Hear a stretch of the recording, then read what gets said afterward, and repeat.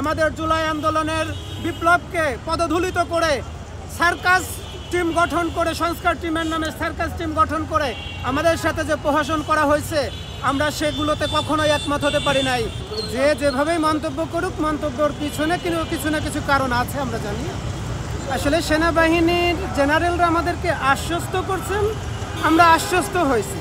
এবং কোনো ব্রিগেড, কোনো কোম্পানি যদি কেউ মনে করে যে ফ্যাসিস্টের দোসর হয়ে আমরা দেশের সংবিধানের বাইরে যাব কিংবা প্রচলিত আইনের বাইরে গিয়ে আমরা কিছু করব, সেক্ষেত্রে আমাদের আন্দোলনটা তার চলমান যে ধারাবাহিকতা আছে, যদি কেউ মনে করে যে বিপ্লবীরা মরে গেছে, বিপ্লবীরা হয়তো ঘুমিয়ে গেছে, বিপ্লবীরা হয়তো ক্লান্ত হয়ে গেছে, সেক্ষেত্রে আমরা শুধু তাদেরকে সাবধান করব যেসব সেনাবাহিনীর সদস্যরা তাদের ফ্যাসিস্টেরকে আবার দেশে পুনর্বাসন করতে চায় কিংবা তাদের হয়ে কাজ করতে চায়। কে কি মন্তব্য করলো, কে কি করলো না, আমরা আসলে সেটা নিয়ে কথা বলতে চাচ্ছি না।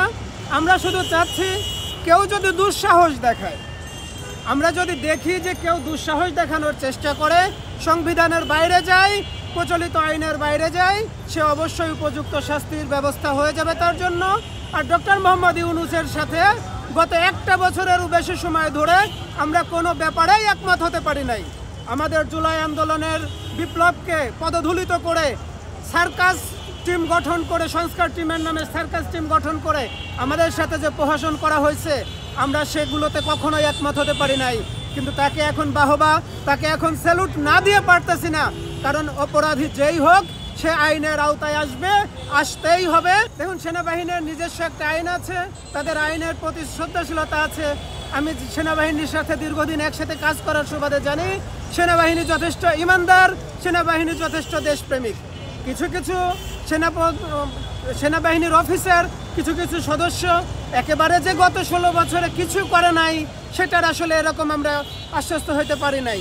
দেশের আইনের প্রতি শ্রদ্ধা রেখে, দেশের সংবিধানের প্রতি শ্রদ্ধা রেখে তাদের প্রতি যে আদেশ দেওয়া হবে, আমি আশা করব যে সেনাবাহিনীর ঊর্ধ্বতন কর্তৃপক্ষ সেই আদেশের আওতায় এনে তাদেরকে যথাযথ আইনে শাস্তির ব্যবস্থা করবেন। আপনারা ইতিমধ্যে দেখেছেন পাহাড়ে সেনাবাহিনী 200 থেকে 250টা ক্যাম্পের চাহিদা দিয়েছে। নির্বাচনের আগে সেনাবাহিনী যদি কোনো মতো বলে বসে যে পাহাড়কে যদি শান্ত রাখতে হয়, 200 থেকে 250টা ক্যাম্পে আমাদের সেনাবাহিনীর সদস্য লাগবে।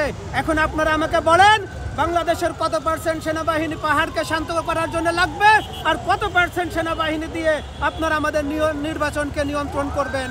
আপনারা আমাদেরকে পরিষ্কার করেন, নির্বাচন আসলে কাকে দিয়ে, কিভাবে, অথবা নির্বাচন কমিশন কোনো ব্যক্তিকে, কোনো দলকে প্রাধান্য দিয়ে আগের মতো সেই নির্বাচন করবেন কিনা, এটা নির্বাচন কমিশন আমাদের সামনে পরিষ্কার করবে।